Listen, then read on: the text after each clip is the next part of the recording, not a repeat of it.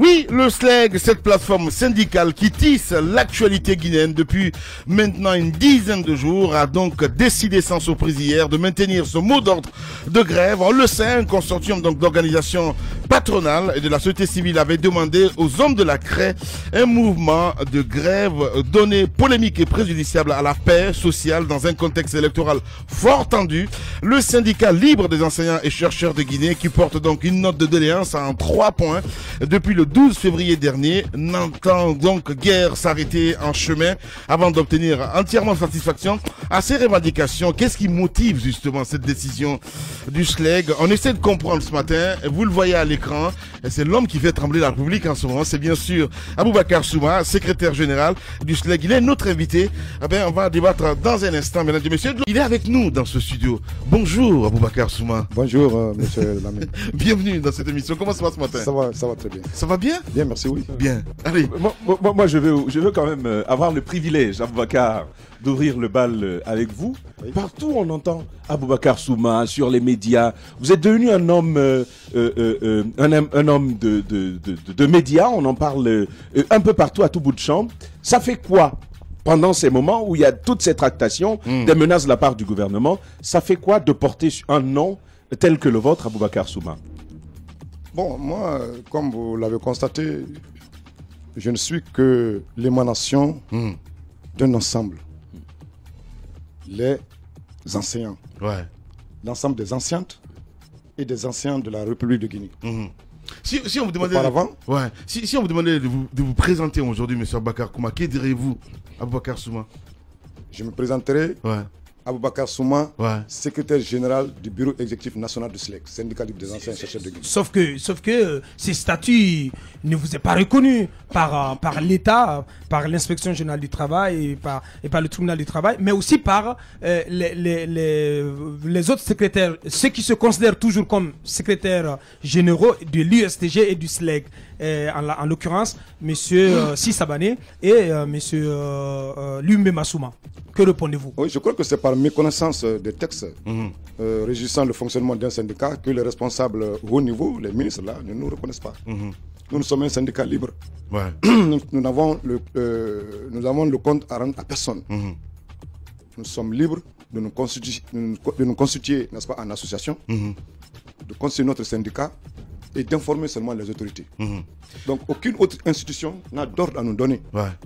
Je comprends votre position aujourd'hui parce que Tambal disait la dernière fois ici, à ce point qu'on monte jusqu'aux religieux, qu'il n'y a pas de solution. Je vous ai appelé personnellement il y a 2 semaines pour une manière de dire, M. Aboubacar Souma, à un moment, il faut qu'on soit guinéen. Quand je dis guinéen, c'est-à-dire on voit la situation sociopolitique, tout ce qui se passe. J'ai compris aussi votre position dans le sens que tout simplement, avec tout ce qui se passe, on a des enfants. Oui, on va me dire, vous avez vos enfants en Europe et tout ça. Mais je parle des enfants guinéens. Ça vous fait quoi dans la tête aujourd'hui à dire, ça fait carrément 2 semaines, les cours sont perturbés. Je comprends que c'est une cause noble, d'être un peu vu complètement. Mais ça fait quoi dans la tête? Vraiment, je regrette amèrement que nous sommes arrivés jusqu'à ce niveau. Tant que la solution, n'est-ce pas, idoine ne soit trouvée. C'est une volonté manifeste, n'est-ce pas, de l'État, du gouvernement guinéen à ne pas faire face aux revendications des enseignants. Parce que sachant très bien les conditions dans lesquelles les enseignants vivent. Et le président de la République, quand il menait ses campagnes, il disait que les travailleurs en général, n'est-ce pas, ne reçoivent pas des salaires mais des primes. Les enseignants en particulier, vraiment vivent, n'est-ce pas, dans une précarité indescriptible. C'est lui qui l'a dit. En tant que professeur, il est arrivé au pouvoir. Lansana Conté nous a mis à un certain niveau de salaire, 1030.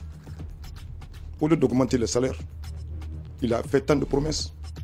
Aujourd'hui, le statut particulier de l'éducation qui a été signé depuis 2006 par le général Lansana Conté n'est qu'une coquille vide. Conséquemment, il n'y a pas eu un salaire adéquat. Nous avons réclamé tant une grille salariale de l'éducation spéciale qui nous a été accordée par l'ancien régime, Lansana Conté. Les militaires. Oui, les militaires. Nous avons élaboré cette grille salariale et nous l'avons soumise aux 3 départements en charge de l'éducation. Ça a été approuvé et transmis. Et elle a été transmise, n'est-ce pas, à la fonction publique pour son application. Depuis lors, cette grille salariale-là n'a pas été appliquée. Bien. Aboubacar Souma est notre invité ce matin, mesdames et messieurs. Alors, juste avant la pause, vous disiez que c'est par méconnaissance des lois en matière syndicale qu'on vous demande de reprendre le congrès et qu'on refuse de vous reconnaître. Oui. On a reçu le ministre du Travail, le ministre Damantan, justement, qui disait qu'il y avait déjà une certaine base de négociation qui avait été obtenue, des résultats qui avaient été obtenus avec vos prédécesseurs. Que répondez-vous à cela?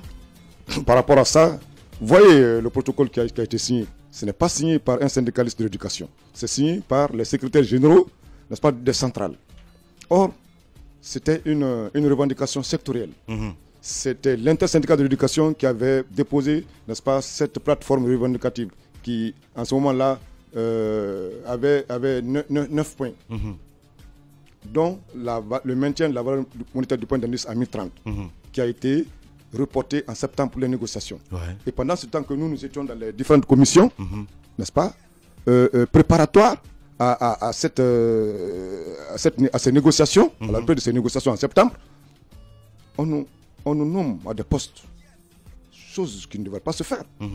Lorsque vous êtes en position de négociation, on ne doit pas nommer ou muter un syndicaliste. Et c'est à ce moment-là que les ministres ont eu la nécessité de nous nommer, nous 4. Pourquoi ne pas prendre, n'est-ce pas, d'autres cadres qui sont dans les structures administratives, au lieu de prendre les syndicalistes, si c'était la nécessité. Donc pour nous, c'était une manière, n'est-ce pas, de complètement tuer le syndicat, surtout au niveau du SLEC, parce que c'était 3 cadres, n'est-ce pas, du SLEC qui avaient été mutés. Donc moi, j'ai refusé de partir. Et ils ont signé ce protocole, sans nous, donc contre nous. Et il n'y a aucune signature, n'est-ce pas, de c'est vrai. Ce protocole. Donc, ils ont fait étalage, n'est-ce pas, du paiement de la valeur du point d'indice là, sur 2 ans. Justement. Donc c'est ce protocole-là qui a été rejeté par les anciens lorsqu'on leur a fait le compte rendu. Ils ont dit qu'ils ne sont pas d'accord. Parce que c'est un dû que nous percevons depuis l'ancien régime.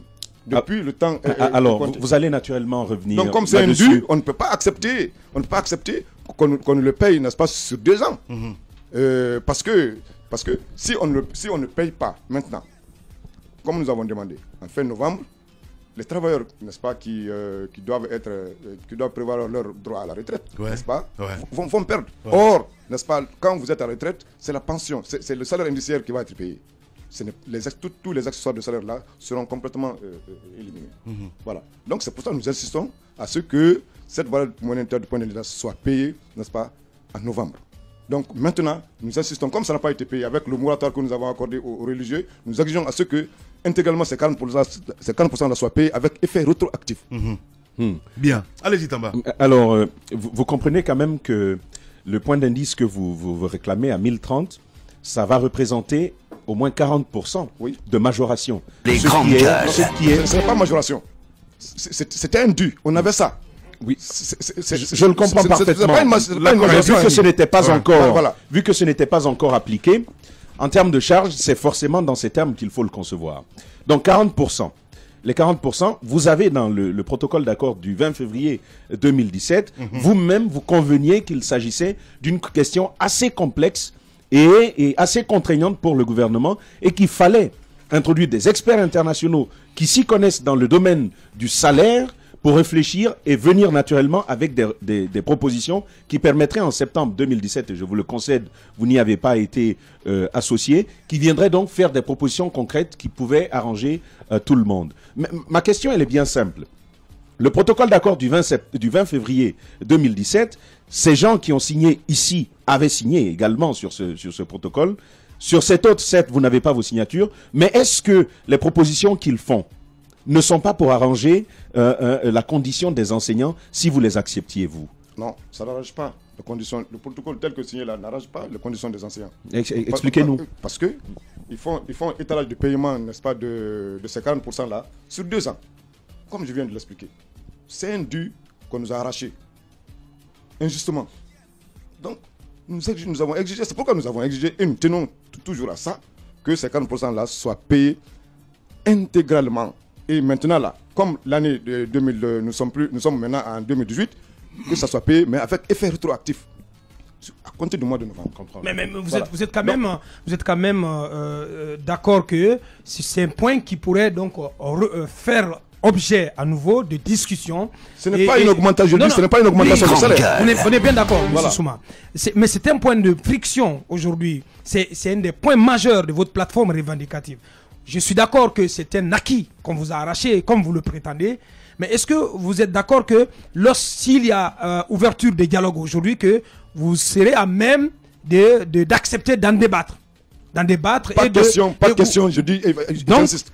Ça veut dire que vous êtes inflexible là-dessus. Inflexible sur les 40%. Sur ce point. Il faudrait que les 40% là soient payés intégralement avec effet rétroactif. Pas de négociation autour de ce point-là. Alors, de l'autre côté, on va revenir à ce problème. Ça, à mon avis, c'est un problème. Certes, c'est un dû, mais je pense que vous pouvez prendre en compte un certain nombre de contingences qui vont vous être présentées par l'autre équipe, c'est-à-dire le gouvernement. Vous dites, vous ne voulez pas sur 2 ans, d'accord, mais vous pouvez quand même accepter de négocier sur 1 année. Ça s'appelle l'art de négocier. Vous vous ouvrez. Mais à vous entendre ce matin, M. Souma, le souci que j'ai par rapport à cette posture que vous développez, c'est que vous êtes réfractaire, totalement opposé à une idée, même d'ouvrir le débat sur la question centrale de vos revendications. Oui, pourquoi cette position-là? Parce que lorsque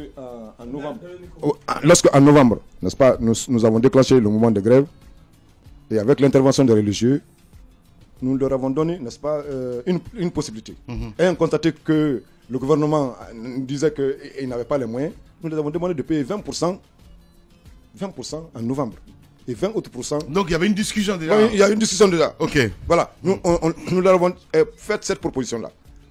Payez 20%, comme vous n'avez pas de possibilité. Payez 20%, au lieu de 10% que vous avez proposé, conformément à votre protocole là, vous payez 20% en fin novembre et 20% dans le premier trimestre de l'année 2018. Oui, sauf que le gouvernement... Maintenant, le gouvernement, avec tout ce que nous avons fait, la bonne foi dont nous avons fait preuve, en acceptant de suspendre la grève, n'est-ce pas? Mais avec un temps mortel de 2 mois, le gouvernement n'a pas accepté. Oui, mais ça n'a pas fait l'objet d'accord, M. Souma. Oui, ça n'a pas fait l'objet d'accord. Je comprends très bien. Mais la question l'a mis. C'est le religieux qui nous a dit. Oui, bien sûr. Que le président lui a dit, allez, ils n'ont qu'à se mettre en rapport, en harmonie avec les autres syndicalistes et me transmettre, n'est-ce pas, une plateforme revendicative signée par Souma et ses camarades-là. Et ainsi, je vais accepter. Ce qui fut fait. Donc, on a signé, et lui-même Souma, et Savané, et moi-même. Et dans cette plateforme, ce sont les mêmes points qui sont il a été dit quoi? Il a été dit que donc que 20% devait être payé 20% en novembre, 20% dans le premier trimestre de l'année 2018, n'est-ce pas? Et d'abord la levée de la suspension de mon salaire, c'était le premier point. Deuxièmement, 20% en novembre et 20% dans le premier trimestre de l'année 2018. Et troisièmement, ouvrir maintenant le couloir de négociation sur les 8 millions. C'est ce qui était dans la plateforme revendicative qui a été signée par nous 3. Mais ce Souma, mais c'est qui... Maintenant, les religieux ont pris l'engagement qu'ils doivent faire en sorte que cela soit accepté par le gouvernement. Donc, c'est dans ces circonstances-là que nous avons accepté, nous aussi, de suspendre la grève, avec l'engagement des religieux. Nous sommes restés pendant 2 mois, n'est-ce pas? Ça n'a pas été accepté. Et pourtant, c'est le président lui-même qui a dit que s'ils se mettent ensemble, n'est-ce pas, toute proposition que vous allez faire serait acceptée. C'est lui-même qui a dit ça. Mais on voit aujourd'hui que mais maintenant, il n'a pas accepté. Ces 2 mois-là sont passés, il n'a pas accepté. On voit aujourd'hui donc que c'est le contraire qui se produit. Là, mais moi, ce qui met... Parce qu'il y a beaucoup de Guinéens qui sont à l'écoute de cette émission. Justement. Vous êtes un homme qui est très écouté par la base, par le corps enseignant. Et beaucoup de Guinéens aujourd'hui sont attristés de voir cette situation s'enliser. Les enfants ne vont pas à l'école. Mais sur le point central de votre plateforme, comme vous nous dites ce matin, M. Souma, que vous êtes intransigeant là-dessus, inflexible là-dessus, et que même si aujourd'hui des discussions venaient à s'ouvrir, un dialogue venait à se mettre en place, que vous y tenez mordicus et qu'il n'y a aucune possibilité donc qu'il y ait une inflexion possible là-dessus. c'est quand même assez grave. Non, écoutez. La dictature syndicale. Non, écoutez, ça c'est pas grave. C'est pas grave. Parce que ça a été un refus catégorique du gouvernement de négocier avec nous depuis novembre. Un refus catégorique. Mais vous devez tenir compte, M. Souma. Vous devez tenir compte aussi du contexte et des difficultés qu'évoque le gouvernement. Vous ne pouvez pas tout avoir tout à coup. Non, je veux dire que le gouvernement n'a aucune difficulté. Le gouvernement évoque des difficultés, M. Souma. Il faut quand même l'intégrer, cette dimension, oui. Déballer, n'est-ce pas, le budget pour voir les lignes, n'est-ce pas? Le budget, c'est un document public, monsieur Souma. Oui, mais c'est un document public. Écoutez. Les sources d'approvisionnement également de ce budget sont connues, monsieur Souma. Le gouvernement ne va jamais déballer parce qu'il y a des lignes à l'intérieur, n'est-ce pas, de ce budget. Non, ça c'est un document public. Qui tombe dans d'autres poches. Bien. Je suis journaliste. Je n'accepterai jamais, n'est-ce pas, Souma. Non, monsieur Souma. Je pense qu'il faut s'ouvrir un petit peu, monsieur Souma. Absolument. Maintenant, moi, je veux dire, je veux vous dire. Le problème dans cette affaire-là, ce n'est pas un problème de personne, c'est important. Là, pendant qu'on parle, le pays, à l'intérieur du pays, comme à Conakry, les enfants ne vont pas à l'école. Je l'évoquais tantôt. Avant d'en venir justement à ce qui concerne évidemment ces accords, j'ai envie de comprendre. Hier, vous avez tenu une conférence de presse concernant évidemment cette situation de la grève où le gouvernement demande de vous réunir, de faire un autre congrès. Qu'est-ce qui vous empêche de faire dans ce sens-là? Parce qu'aujourd'hui, selon Damantan Camara, parce qu'on l'a vu dans cette émission il y a une semaine, qui disait que aujourd'hui, s'il y a un congrès et que vous êtes à la tête, si vous voulez, du SLEG, est-ce que c'est la légitimité qu'on cherche? La légalité. La légalité, plutôt. La légitimité, vous l'avez, monsieur Souma, parce que vous êtes suivi aujourd'hui. Pourquoi vous ne voulez pas aller à ce congrès-là? Pourquoi nous ne voulons pas reprendre ce congrès? Ouais. Parce que quand le président a demandé, allez vous mettre ensemble, nous nous sommes mis ensemble devant les religieux. Ouais. Nous sommes revenus dans notre maison, au SLEG. En bureau national, nous nous sommes réunis avec ces 6 Sabanais. Nous avons demandé d'enterrer entre nous la hache de guerre, ce qui fut fait. Nous nous sommes dit, programmons-nous maintenant, dans le cadre de la tenue du congrès, puisque le mandat, n'est-ce pas, expiré, programmons-nous maintenant pour aller mettre en place, renouveler nos structures, n'est-ce pas, à l'intérieur du pays. Une première réunion, nous l'avons tenue. Une deuxième réunion, ensemble, avec 6 Sabanais. Une deuxième réunion, nous nous sommes dit, bon maintenant, c'était un mardi, le jeudi, on va se retrouver pour envoyer les équipes à l'intérieur du pays. Bien. Et si Savané a dit, maintenant il faut reprendre les ordres de mission que tu signais seul, maintenant vous faites les ordres de mission, n'est-ce pas, avec la signature et de toi et de moi-même. Donc ce qui a été fait. Maintenant, lorsque ils nous ont quittés, nous on a fait ces ordres de mission et on lui a envoyé. On a préparé les équipes qui devaient partir à l'intérieur du pays. Maintenant, le secrétaire administratif est allé chez lui pour 2 semaines. 2 semaines durant pour faire signer. Il a refusé. Chaque fois qu'on l'appelle, il dit j'ai un enterrement, j'ai un décès par là. 2 semaines durant, on courait derrière lui. Et il a fallu que le camarade, n'est-ce pas, se rende à 6 h du matin chez lui. Là aussi, il n'a pas accepté de signer. Donc on sait pourquoi. Donc je comprends. Maintenant nous sommes repliés. On a envoyé les équipes à l'intérieur du pays. On a révélé les bureaux à l'intérieur du pays. Donc on était tout ça là. On a été surpris après lui Savané et lui-même Bassama, nous entendons que une décision pour dire que nous sommes exclus. Nous sommes exclus du SLEG. Je comprends très bien. Alors, si je comprends aujourd'hui, vous n'êtes pas contre l'idée de la reprise du congrès, mais parce qu'il n'y a aucune. Il n'y a pas de bonne foi. Il n'y a pas de bonne foi. Oui, c'est un peu ça. Effectivement. Ils se sont retirés. Bien. Ils n'ont pas accepté. Ça, c'est déjà. Maintenant, comme le gouvernement avait mis, entre autres, le gouvernement avait mis à leur disposition, eux, leur groupe là, des moyens pour aller aussi faire comme nous, structurer. La légitimité est là, monsieur Souma. Attendez, je vais vous expliquer ça. On parle de l'égalité. Oui, attendez, je vais vous expliquer ça, c'est extrêmement important. Allez-y. Lorsque nous avons fait, n'est-ce pas, mis en place nos structures dans les préfectures, le gouvernement aussi a mis à leur disposition les moyens financiers et matériels, leurs véhicules VA. Ils sont allés aussi dans les préfectures pour mettre en place les structures. Ils n'ont pas pu. Parce qu'aucun enseignant n'a accédé. Justement. Oui. Mais maintenant, le ministre Kaokare a intimé les chefs d'établissement à se mettre dans leur structure. Bon, donc pourquoi alors maintenant là, eux aussi, ils ne tiennent pas leur congrès. Parce que nous, les enseignants, c'est un syndicat libre, ce n'est pas un syndicat de l'État. Je parle de l'égalité. Donc, non, attendez, pour en venir à là. C'est un syndicat libre. Nous, c'est les travailleurs qui ont la liberté, n'est-ce pas, de se constituer conformément à l'article 20, n'est-ce pas, du Code du travail, et l'article 11 et 15 de la loi L028, n'est-ce pas, régissant le statut général des fonctionnaires. Nous relevons de ça. Donc, en réalisant le statut 11 et l'article 11 et l'article 15, nous sommes libres de nous constituer en association sans se référer à personne. Mais c'est ça le syndicalisme, M. Souma. Moi, je veux juste comprendre. Aujourd'hui, pour que notre syndicat et nous informons l'autorité, c'est tout. C'est l'information seulement qu'on donne. Mais c'est ce que je dis justement. On n'a pas l'autorisation de. Pour ouvrir la brèche. Les grandes gueules. N'est-ce pas? On n'a pas d'avis et de l'inspection. Je comprends tout ça. Je comprends tout ça. Le syndicat est libre. Je comprends tout ça. Aujourd'hui, pour ouvrir la brèche à la discussion, si je peux me dire ainsi, parce que les enfants sont pour l'instant à la maison. Il y a eu déjà un mort ou combien, 2 même. C'est important. Donc je pense que la conscience doit interpeller tout le monde.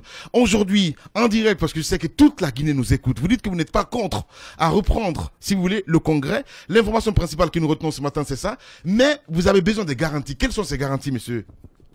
On ne reviendra pas sur non. le congrès. Je n'ai pas dit mais si. Que... Non, attends. Je dis qu'on a refusé parce que le gouvernement avait déjà mis à la disposition des autres là, n'est-ce pas, des moyens pour aller mettre leur structure. Donc ils n'ont qu'à appeler cette structure là aussi, faire leur congrès. Les grandes gueules. Parce qu'en ce moment, c'est ça le syndicat de l'État. Nous, syndicat libre, on a déjà mis en place notre, n'est-ce pas, on a déjà tenu notre congrès. Ça c'est fini, on ne revient plus. Mais nous sommes dans une république, monsieur Souma.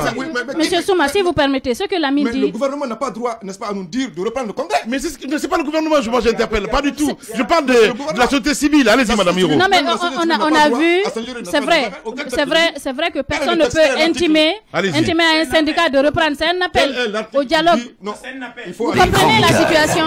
Alors, monsieur Souma. Il faut agir conformément à la loi.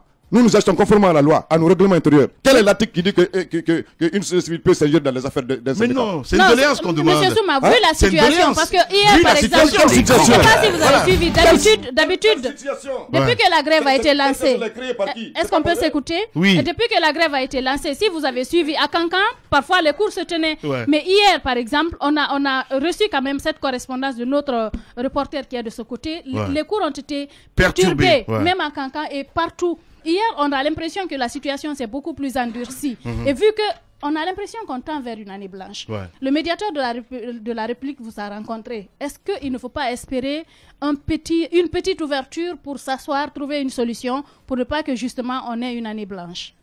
Nous sommes toujours ouverts au dialogue. Nous sommes toujours ouverts au dialogue. Nous sommes prêts à négocier avec qui que ce soit.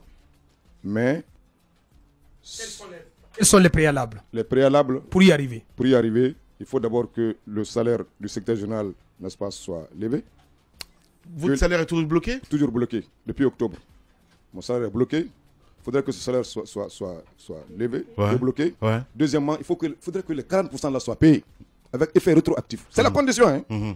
Donc sans ça, pas de dialogue. Sans ça, pas de dialogue. Sans ça, pas de dialogue. Même s'il faut faire l'année blanche, on fera l'année blanche. Ça ne vous fait rien. Vous n'êtes pas. Nous ne pouvons pas continuer à vivre dans cette précarité alors que les autres sont en train de mener, n'est-ce pas, une vie ostentatoire. Nous voyons ainsi les ministres qui roulent dans les véhicules de 500 millions de francs. Et quand vous divisez 500 millions, n'est-ce pas, par le salaire du plus haut payé de l'éducation, 3 millions, ça peut payer combien d'enseignants? Et quand vous faites la somme de l'ensemble de ces ministres-là, les véhicules qu'ils ont, vous faites la somme, ça vous divisez par 3 millions. Ça fait servir combien d'enseignants? Ça peut payer combien d'enseignants? Les grandes gueules.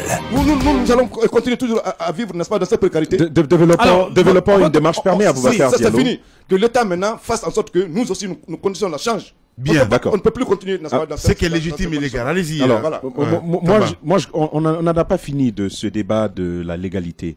Vous nous avez expliqué qu'il y avait 2 étapes dans la constitution de votre bureau. Premièrement, il fallait librement, donc les travailleurs se réunissent, ils créent leur syndicat, ils votent, ils se choisissent des chefs.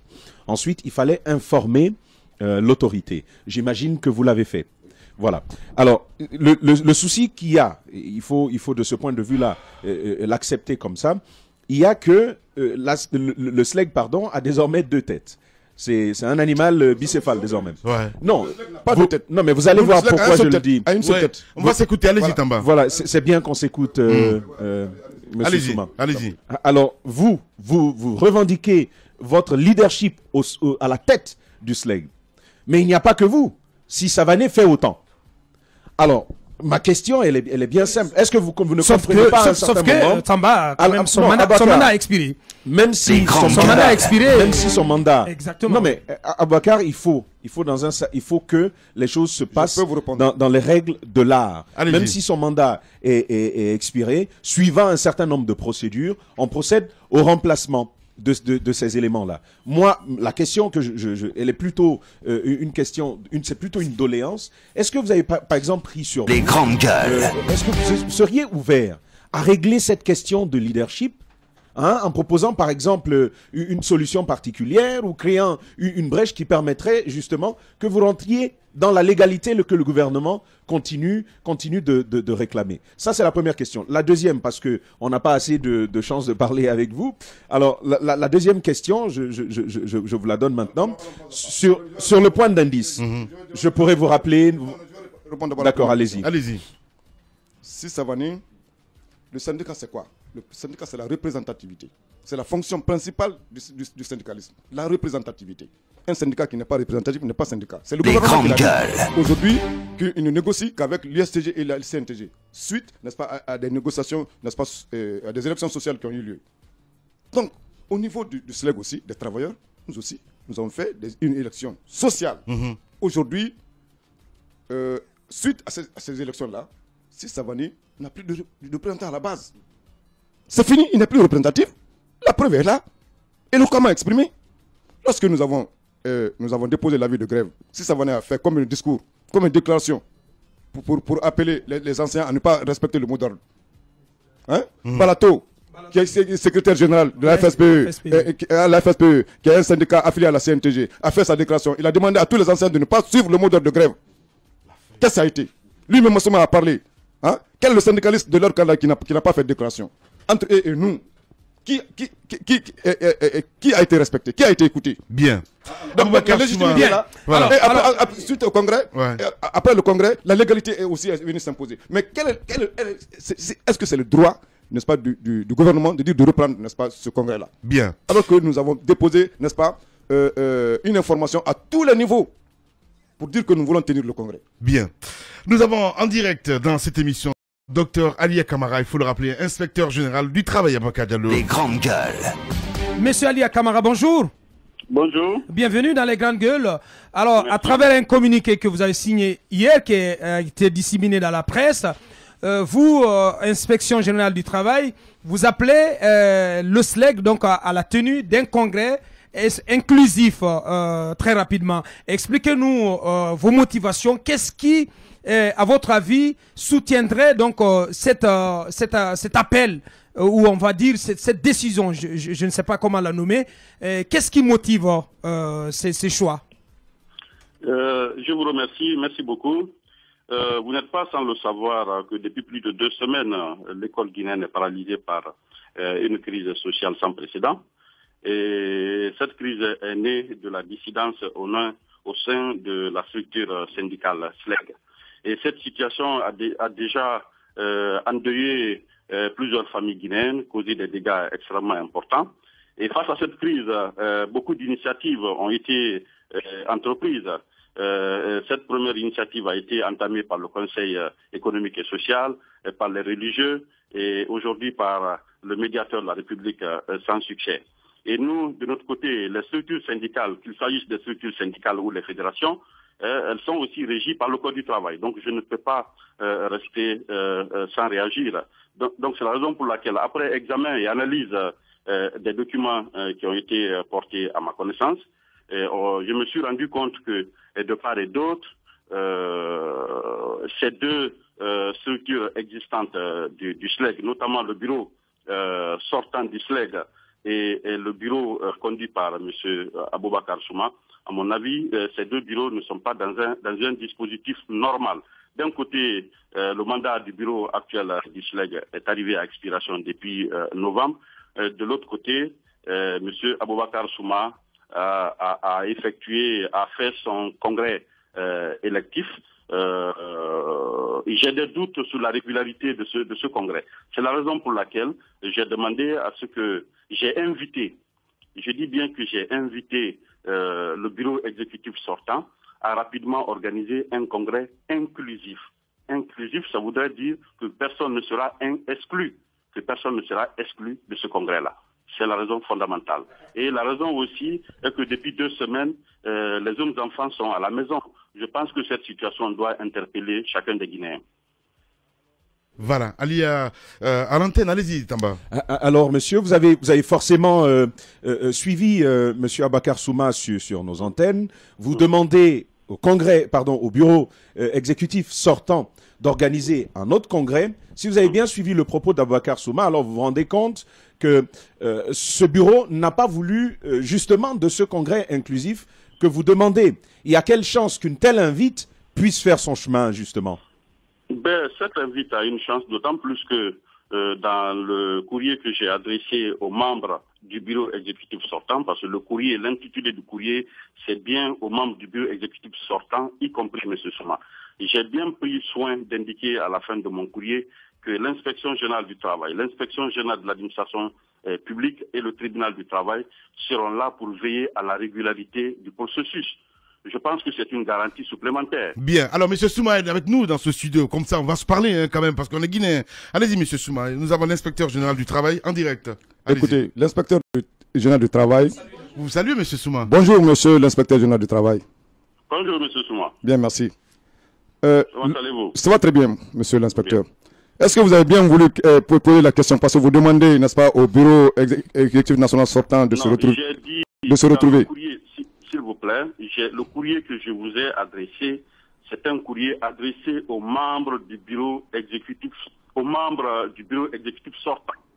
Aux membres. Non, écoutez, moi, y compris M. Souma. Non, moi, le courrier que j'ai reçu, m'invitant, n'est-ce pas, à une prise de contact avec vous, c'est adressé à ma personne. C'est écrit à M. Abakar Souma, et non au bureau exécutif national sortant. Je vais vous adresser le courrier en quelle qualité? Si ce n'est pas en qualité de M. Aboubacar Souma. D'autant plus en qualité de secrétaire général du SLEG, syndicat libre des anciens et chercheurs de Guinée. Et non en qualité de Abakar Souma. Justement. J'ai reçu la lettre d'invitation pour aller au congrès. Je l'ai reçu le 25 soir. J'ai l'accusé de réception avec moi pour un congrès le 26. Or, quand vous parcourez, comment on appelle ça, vos statuts et vos règlements intérieurs, il est clairement indiqué que le lieu, l'ordre du jour et la date du congrès sont communiqués aux autorités au moins 2 mois d'avance. 2 mois d'avance. Moi, j'ai reçu le courrier le 25 pour un congrès le 26. Pour un congrès le 26. Et le congrès a eu lieu dans quel contexte? Dans quelles conditions? Vous avez voulu tenir votre congrès au terrain rouge. Malheureusement, vous n'avez pas pu tenir le congrès au terrain rouge.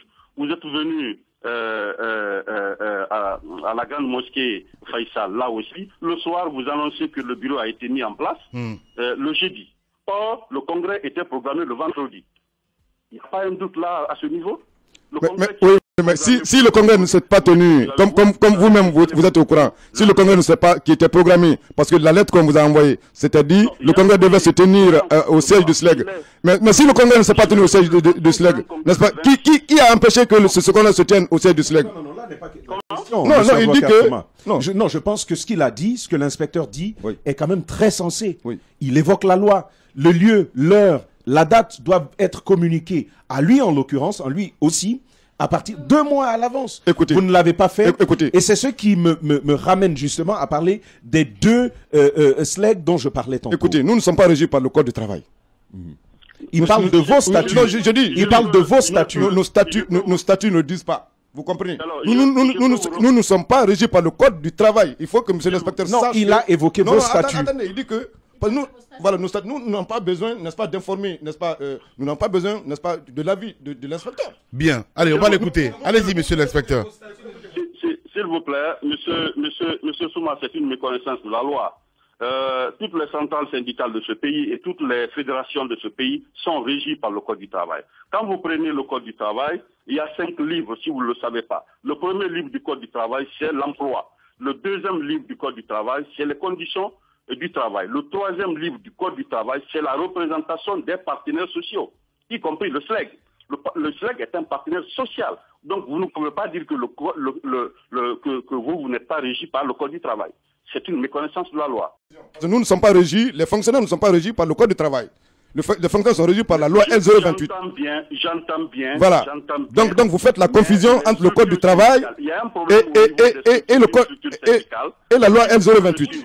Nous ne sommes pas régis par les mêmes lois. On va revenir, monsieur l'inspecteur général du travail. Vous évoquiez tantôt l'obligation qui était celle pour un partenaire social comme le SLEG, en l'occurrence, de vous informer du lieu, de l'heure et des conditions de tenue d'un congrès 2 mois avant, 2 mois à l'avance. Ce qui n'aurait pas été le cas donc du congrès qui a été organisé par M. Aboubakar Souma et son groupe. Alors, est-ce que cela veut dire que, de facto, cela enlève toute légitimité ou toute légalité à ce congrès?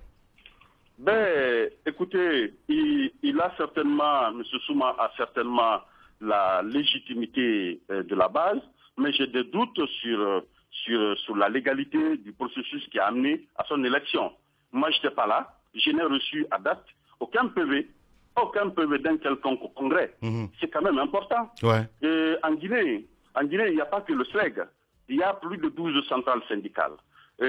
Si vous me permettez, aujourd'hui, l'inspection générale du travail a ce qu'on appelle un guide. Dans ce guide, il y a un certain nombre de chapitres. Il y a un chapitre qu'on appelle le référentiel juridique. Dans ce référentiel juridique, il y a des conventions qu'on utilise. On utilise la Constitution, on utilise le décret, les lois, les arrêtés. Mais on dit les juges et les coutumes font partie de l'ordonnancement juridique. Donc, on les utilise.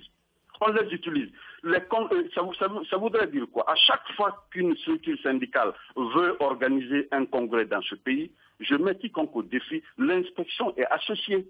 L'inspection est là. Il faut que vous nous aidiez cette fois-ci. Monsieur l'inspecteur. Monsieur l'inspecteur. Hein? Alors, on a quand même... Non, c'est une garantie juridique. Non, mais... garantie juridique. Et à chaque fois qu'on termine, s'il vous plaît, à chaque fois que ces congrès-là sont tenus, on nous adresse, on nous envoie le PV du congrès. Ce jour a eu lieu dans cette salle, dans cette ville, le congrès pour le renouvellement de tel était présent. Les structures, on cite les structures. Juste pour les besoins d'information, monsieur l'inspecteur général. Mais ça quelle contrainte juridique, monsieur, mais ça quelle contrainte juridique? Ça quelle valeur juridique? Justement, c'est la question qu'on se pose. Vous dites, vous avez des doutes sur la régularité du congrès de Aboubakar Souma, qui a élu Aboubakar Souma, mais c'est pas suffisant, monsieur Camara. Soyez plus explicite, plus précis sur quels sont ces éléments, quelles sont ces défaillances qui pourraient donc entacher, disons, la régularité du congrès qui a porté Aboubakar Souma. Ce sont ces éléments dont on a besoin de votre part. S'il vous plaît, je pense que j'ai été précis. Non. J'ai été précis. Je dis la date, le lieu et l'ordre du jour du congrès doivent être communiqués au moins 2 mois. Un premier élément. Le deuxième élément, on dit que les décisions sont prises à la majorité des 3 quarts des membres statutaires. Le SLEG est composé, d'après les informations que j'ai reçues, de 19 personnes. Je pense qu'à date, il n'y a que 4 ou 5 qui sont partis. À votre avis, est-ce que ça fait les 3 quarts? Est-ce que ça fait les 3 quarts? Non, j'ai des doutes. Quand j'ai des doutes, accepter qu'on refasse un nouveau congrès. Un nouveau congrès inclusif pour faire en sorte que la structure qui sortirait du nouveau congrès soit la structure représentative et légale qui va être l'interlocutrice de l'État.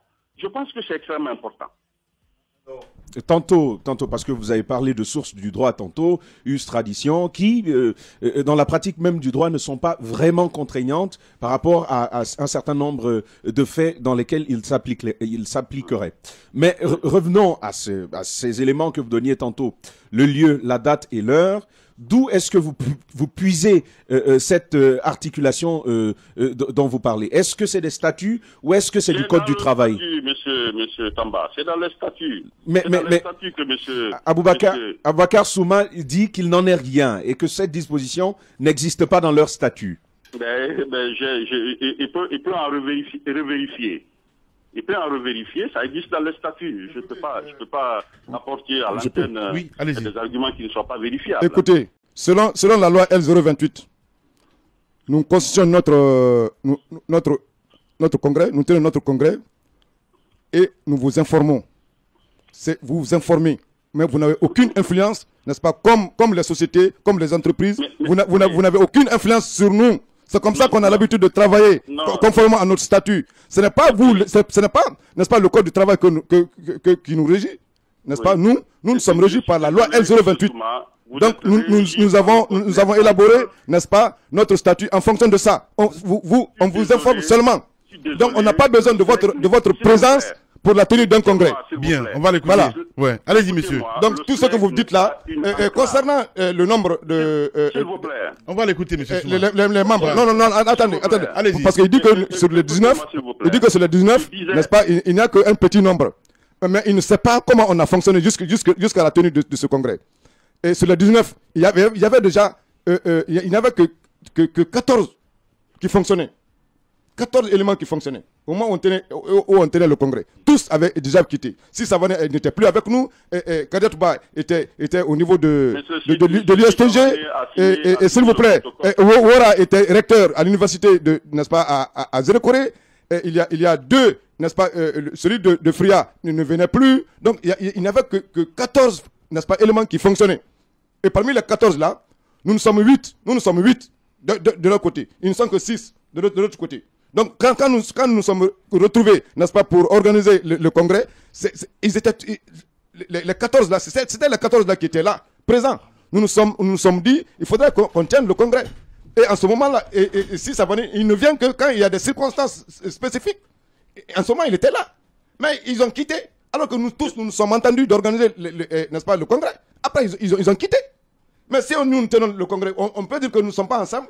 Parce que ce sont vos éléments. Le gouvernement les soutient. Vous n'avez pas à vous ingérer, n'est-ce pas, dans les affaires syndicales. Nous sommes les travailleurs. On va l'écouter. Nous avons mis en place notre bureau. Et puis c'est fini. Allez-y, monsieur Camara. J'étais en train de dire que le SLEG n'est pas une enclave dans un pays. Le SLEG au pays, ce n'est pas parce qu'il y a la liberté syndicale. Vous êtes régi par les conventions 87-98 et par le Code du travail. Vous ne pouvez pas le nier. Mais vous n'êtes pas une enclave. On ne peut pas croiser les bras, monsieur Souma. On ne peut pas croiser les bras. Vous, en quelle qualité d'ailleurs, vous pouvez convoquer un congrès? En quelle qualité? En quelle qualité? Il y a un premier responsable. Il y a des règles de jeu qu'il faut observer. Il y a des règles de jeu qu'il faut observer. On a regardé, on s'est rendu compte que ces règles de jeu n'ont pas été bien observées. Qu'est-ce qui vous empêcherait d'aller à un congrès inclusif? D'autant plus qu'aujourd'hui, vous estimez que vous avez la légitimité nécessaire. Qu'est-ce qui vous empêche? Allez au congrès. Si vous sortez le gagnant, vous serez l'interlocuteur du gouvernement. Je pense que c'est la meilleure des choses. C'est la meilleure des choses pour débloquer cette situation. On ne peut pas continuer comme ça. Il ne faudrait pas que l'ego prime sur la situation de l'ensemble des élèves guinéens. Je pense que c'est extrêmement important. Simplement qu'on vous appelle, monsieur le secrétaire général, vous mettez tout le pays en otage. Juste parce qu'il faut qu'on vous appelle le secrétaire général du SLEG, tout le pays est en otage. Combien de morts?